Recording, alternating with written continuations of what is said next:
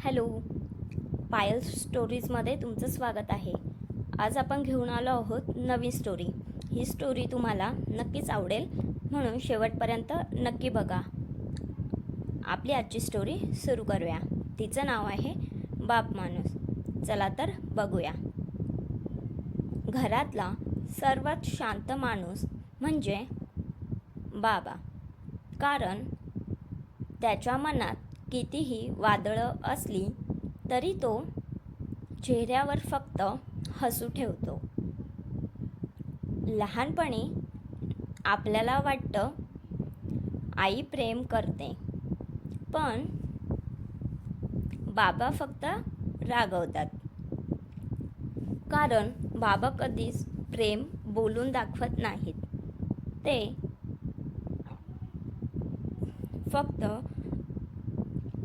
जबाबदाऱ्यांमधून दिसतं. सकाळी सगळ्यांच्या आधी उठणारा,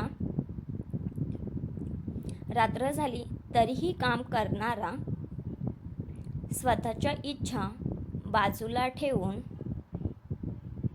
मुलांच्या स्वप्नांसाठी जगणारा माणूस म्हणजे बाबा. मुलाने नवीन कपडे मागितले की स्वतःचे जुनेच कपडे वापरणारा, घरातल्या प्रत्येकाच्या गरजा पूर्ण करताना स्वतःच्या गरजा विसरणारा,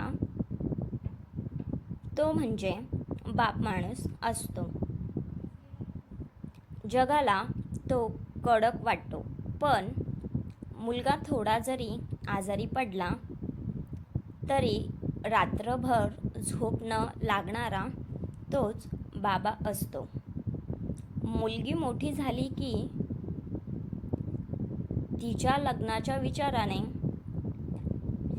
आतून तुटणारा, पण तिच्यासमोर हसणारा, कारण तिच्या डोळ्यात पाणी येऊ नये हीच त्याची इच्छा असते.